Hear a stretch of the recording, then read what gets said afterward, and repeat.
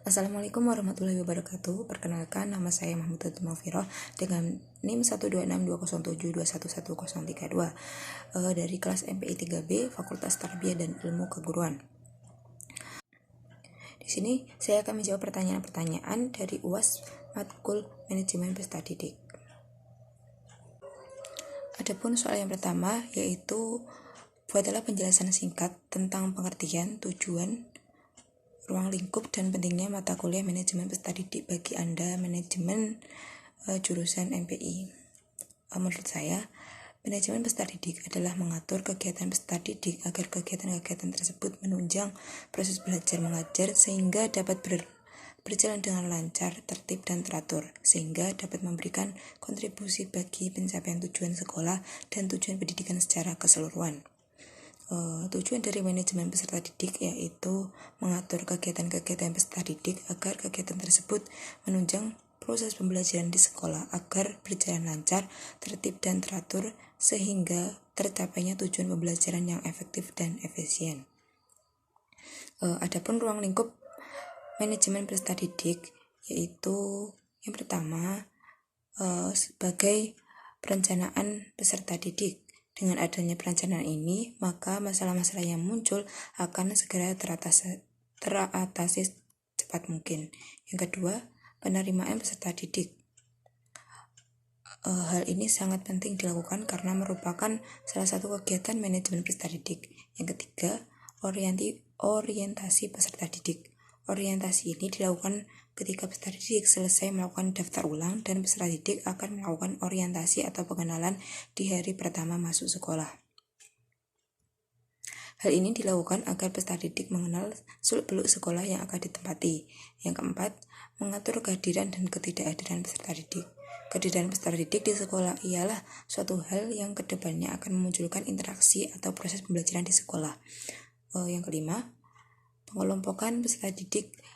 Hal ini dimaksudkan untuk membantu keberhasilan mereka.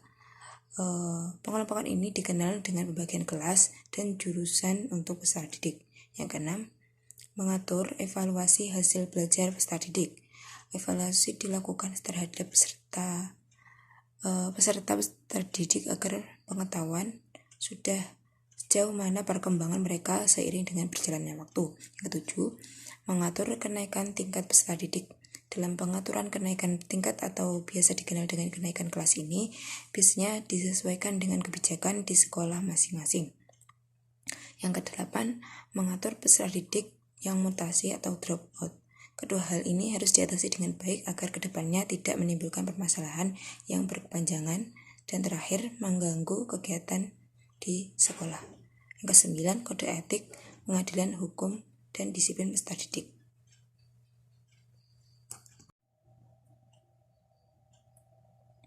Manajemen peserta didik secara umum itu penting bagi mahasiswa sebagai wahana bagi peserta didik untuk mengembangkan diri seoptimal mungkin, baik yang berkenaan dengan segi-segi individualitasnya, segi sosialnya, segi aspirasinya, segi kebutuhannya, dan segi-segi potensi peserta didik lainnya.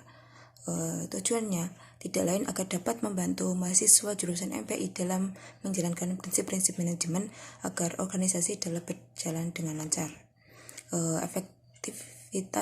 efektif dan efisien sehingga apa yang menjadi tujuan organisasi dapat tercapai. Untuk soal yang kedua yaitu bagaimana pandangan Anda tentang konsep dasar, fungsi dan prinsip-prinsip manajemen peserta didik. Menurut Mulyasa 2012 menjelaskan bahwa manajemen peserta didik adalah pengolahan dan pengaturan terhadap kegiatan-kegiatan yang berkaitan dengan peserta didik mulai dari semenjak masuk sekolah sampai keluar, sehingga secara optimal dapat membantu upaya pertumbuhan dan perkembangan pribadi peserta didik. Fungsi manajemen peserta didik secara umum adalah sebagai wahana bagi peserta didik untuk mengembangkan diri seoptimal mungkin, baik yang berkenaan dengan segi-segi individualitasnya dan segi sosialnya, segi aspirasinya, segi kebutuhannya, dan segi-segi potensi peserta didik lainnya. Fungsi manajemen peserta didik secara khusus dirumuskan sebagai berikut. Yang pertama, fungsi yang berkenaan dengan pengembangan individualitas peserta didik. ialah agar mereka dapat mengembangkan potensi-potensi individualitasnya tanpa banyak terhambat. Potensi-potensi bawaan tersebut meliputi kemampuan, kecerdasan, kemampuan khusus atau bakat kemampuan lainnya. Yang kedua, fungsi yang berkenaan dengan pengembangan fungsi sosial peserta didik agar peserta didik dapat mengadakan sosialisasi dengan sebayanya, dengan orang tua dan keluarganya, dengan lingkungan sosial sekolahnya, dan lingkungan sosial masyarakat. Fungsi ini berkaitan dengan hakikat peserta didik sebagai makhluk sosial. Yang ketiga, fungsi yang berkenaan dengan penyaluran aspirasi dan harapan peserta didik ialah agar peserta didik tersalur hobi, kesenangan, dan minatnya. Hobi, kesenangan, dan minat peserta didik demikian patut disalurkan karena itu dapat menunjang terhadap pekerjaan diri peserta didik secara keseluruhan. Yang keempat, fungsi yang berkenaan dengan pemenuhan kebutuhan dan kesejahteraan peserta didik agar dapat peserta didik sejahtera dalam hidupnya. Kesejahteraan demikian sangat penting karena dengan demikian ia akan juga turut memikirkan kesejahteraan sebayanya. Adapun prinsip-prinsip manajemen peserta didik yaitu manajemen kesiswaan atau manajemen peserta didik berfungsi mengatur sebagai kegiatan dalam bidang kesiswaan agar proses pembelajaran di sekolah berjalan dengan tertib, teratur, dan lancar. Untuk mewujudkan tujuan tersebut terdapat sejumlah prinsip yang harus diperhatikan, yaitu 1. Manajemen peserta didik dipandang sebagai bagian dari keseluruhan manajemen sekolah. Oleh karena itu harus mempunyai tujuan yang sama dan mendukung terhadap tujuan manajemen secara keseluruhan. Yang kedua, manajemen peserta didik harus mengemban misi pendidikan dalam rangka mendidik para peserta didik. Segala bentuk kegiatan baik itu ringan, berat, disukai atau tidak disukai oleh peserta didik haruslah diarahkan untuk mendidik peserta didik dan bukan untuk yang lainnya.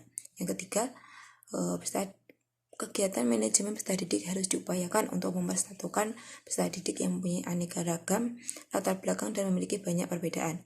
Perbedaan-perbedaan yang ada pada peserta didik tidak diarahkan bagi munculnya konflik di antaranya mereka, melainkan justru mempersatukan dan saling memahami. Untuk soal yang ketiga, bagaimana pandangan Anda tentang perencanaan peserta didik? Perencanaan peserta didik adalah suatu aktivitas memikirkan tentang hal-hal yang harus dilakukan berkenaan dengan peserta didik di sekolah. Sejak peserta didik akan memasuki sekolah sampai akan lulus dari sekolah.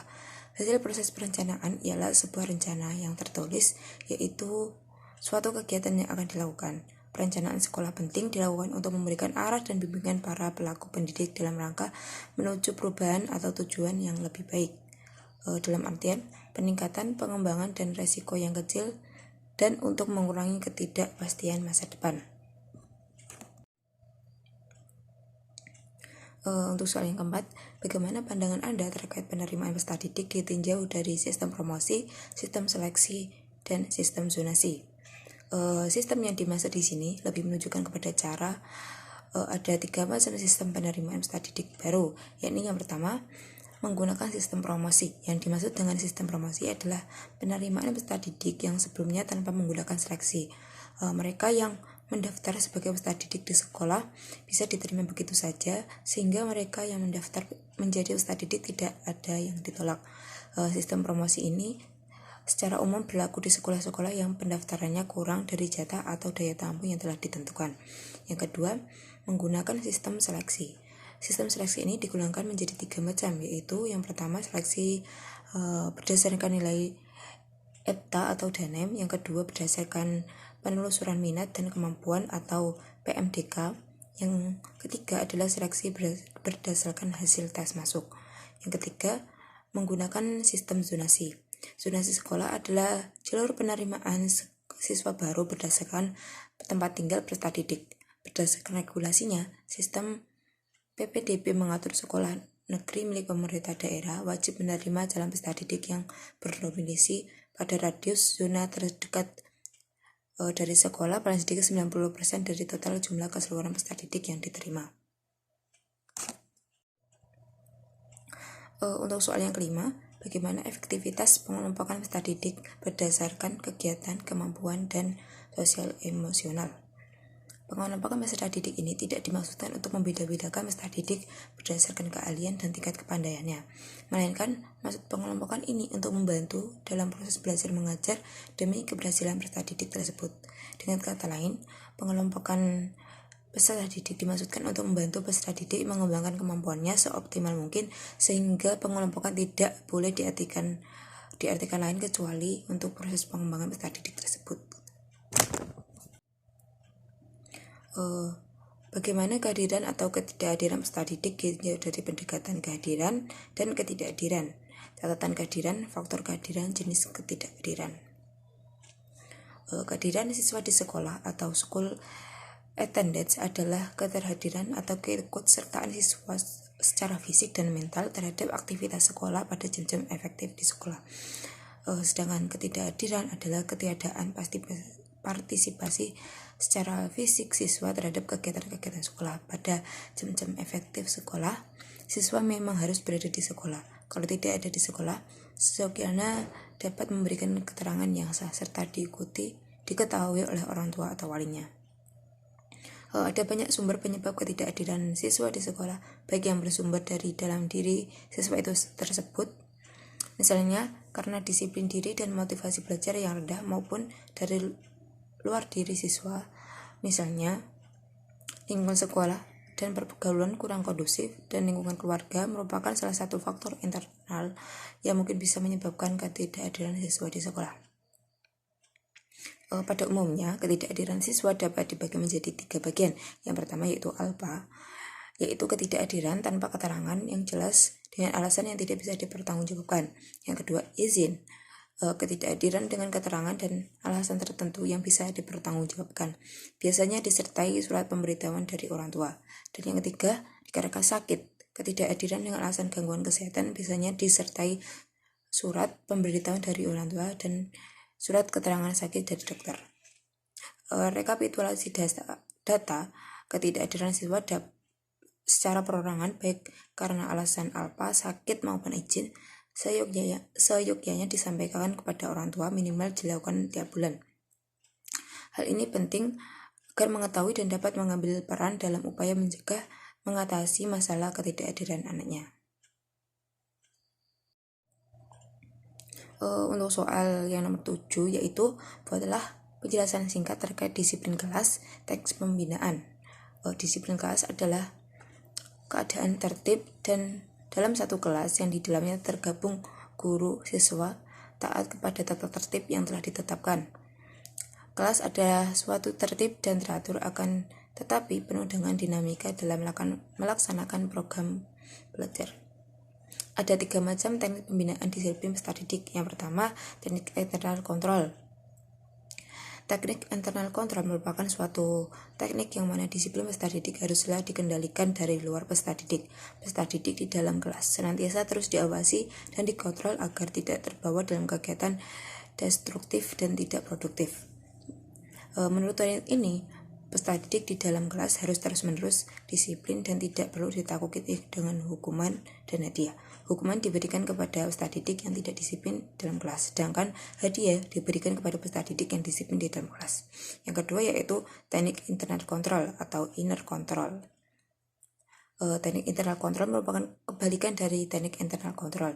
Teknik internal control mengusahakan agar peserta didik dapat mendisiplinkan diri sendiri dalam kelas. Di dalam teknik ini, peserta didik sadar ia akan mawas diri tetap berusaha mendisiplinkan diri sendiri. Jika teknik ini dikembangkan dengan baik, akan mempunyai kekuatan yang lebih hebat dibandingkan teknik internal control. Teknik ini sangat disarankan untuk digunakan guru-guru dalam membina disiplin peserta didik. Teknik ini menumbuhkan kepekaan, penyadaran akan tata tertib daripada akhirnya disiplin harus tumbuh dan berkembang di dalam peserta didik itu sendiri. Dengan kata lain, peserta didik diharapkan dapat mengembangkan dirinya sendiri. Yang ketiga, teknik kooperatif kontrol. Dalam teknik ini, antara guru dan manajer kelas dengan peserta didik harus saling bekerja sama dalam menegakkan disiplin di dalam kelas. Guru dan peserta didik lazimnya mempunyai semacam kontrak perjanjian yang berisi aturan-aturan disiplin yang harus ditaati bersama. Sanksi akan indisipliner atau ketidakdisiplinan juga dibuat serta ditaati bersama. Kontrak perjanjian ini sangat penting karena dengan cara demikian guru dan peserta didik dapat bekerja sama dengan baik. Kerjasama tersebut akan membuat peserta didik dihargai. Untuk soal yang ke-8 yaitu bagaimana cara pengelompokan yang baik dalam manajemen peserta didik sehingga penyelenggaraan pendidikan bisa bermutu sesuai tujuan yang diinginkan. Yang pertama, berdasarkan kemampuan. Pengelompokan berdasarkan kemampuan siswa dalam setiap pelajaran tidak sama. Pengelompokan kemampuan siswa dapat berubah sewaktu-waktu dan berubah-ubah untuk setiap mata pelajaran, bahkan untuk suatu konsep tertentu. Guru dapat memotivasi dan menjelaskan materi pada saat yang bersamaan. Yang kedua, berdasarkan kegiatan. Pada proses belajar dengan jenis pengelompokannya berdasarkan kebutuhan saja.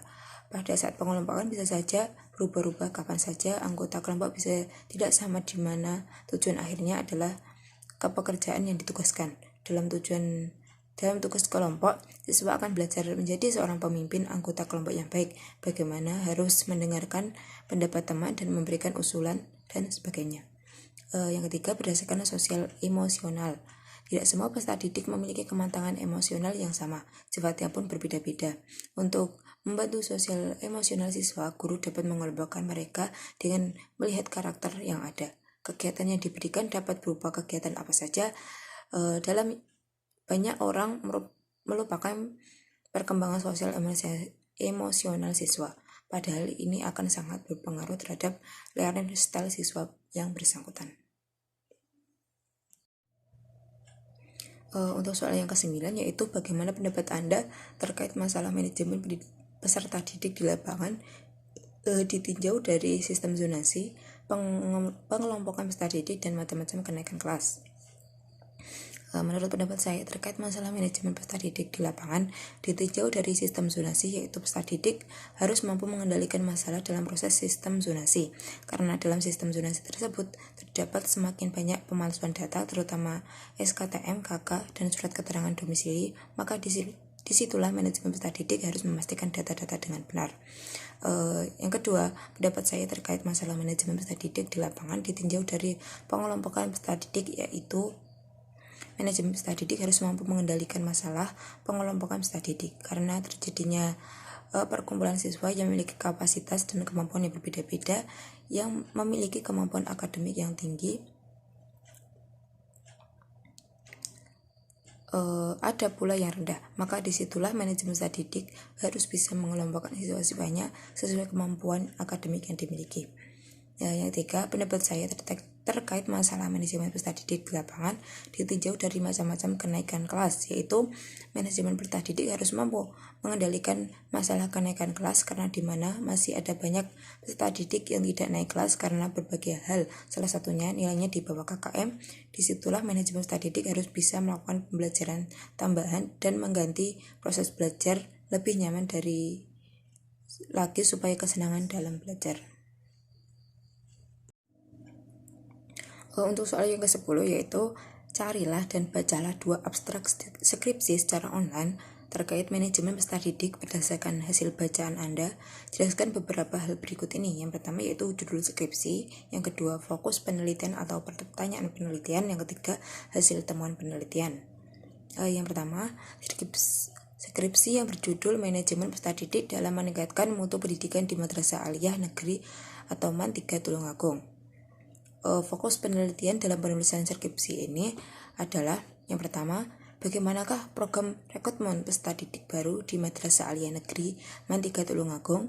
Yang kedua, bagaimanakah pembinaan peserta didik di Madrasah Aliyah Negeri MAN 3 Tulungagung, dan bagaimanakah pengelolaan alumni atau lulusan di Madrasah Aliyah Negeri MAN 3 Tulungagung. Hasil penelitian menunjukkan bahwa pada program rekrutmen peserta didik dengan cara menyebar brosur dan membuat banner dan menyebarkan informasi ini kepada warga sekitar lembaga sekolah. Pembinaan peserta didik dengan cara melalui program-program tersebut adalah program pembinaan akademik, program pembinaan ekstrakurikuler, program disiplin peserta didik, dan program pembinaan OSIS. Pengenalan alumni atau lulusan tidak ada ikatan secara resmi dari lembaga sekolah, akan tetapi para alumni sendiri dapat membuat grup angkatan sendiri di sosial media dan di bawah koordinasi wakakesiswaan dan bimbingan konseling. Untuk yang kedua yaitu skripsi yang berjudul Manajemen Peserta Didik dalam Implementasi Kebijakan Sistem Zonasi. Studi kasus di Sekolah Menengah Atas Negeri 1 Sotojayan Blitar. Fokus penelitian skripsi ini adalah yang pertama, bagaimana analisis kebutuhan peserta didik dalam implementasi kebijakan sistem zonasi di SMAN 1 Sotojayan Blitar. Yang kedua, bagaimana sistem rekrutmen peserta didik baru dalam implementasi kebijakan sistem zonasi di SMAN 1 Sotojayan Blitar. Yang ketiga, bagaimana pembinaan dan pengembangan peserta didik baru dalam implementasi kebijaksanaan sistem zonasi di SMAN 1 Sotojayan Blitar. Hasil penelitian meliputi 1. Analisis kebutuhan peserta didik baru terdiri dari perencanaan jumlah peserta didik yang akan diterima melalui pengajuan jumlah romber di cabang dinas pendidikan provinsi. B. Sekolah mengajukan 360 calon peserta didik baru dengan persiapan 10 kelas baru dengan masing-masing kelas berjumlah 36 peserta didik. C. Segala kegiatan kesiswaan harus dilakukan selaras dengan visi, misi, dan tujuan sekolah. D. Analisis potensi peserta didik dilakukan melalui kegiatan MPLS, psikoter, dan validasi prestasi. Yang E.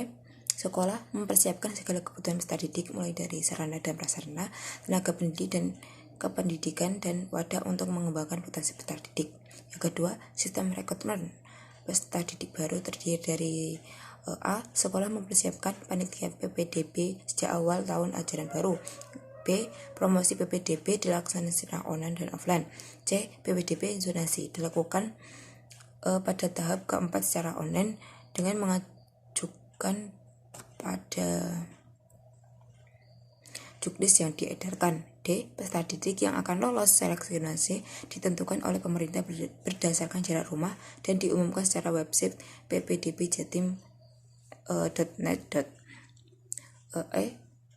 Sekolah merasa diuntungkan sejak adanya kebijakan PPDB sistem zonasi. Yang ketiga, pembinaan dan pengembangan peserta didik terdiri dari A. Kegiatan ekstrakurikuler dan kegiatan kurikuler. B. Kegiatan pembinaan disiplin melalui tata tertib yang ada di sekolah. C. Kenaikan dan penjurusan peserta didik. D. Organisasi kesiswaan. E. Layanan bimbingan konseling. F. Layanan perpustakaan. G. Agenda kampus expo. Dan H. Double track. Mungkin itu jawaban dari saya. Kurang lebihnya saya minta maaf yang sebesar-besarnya. Akhirul kalam. Wassalamualaikum warahmatullahi wabarakatuh.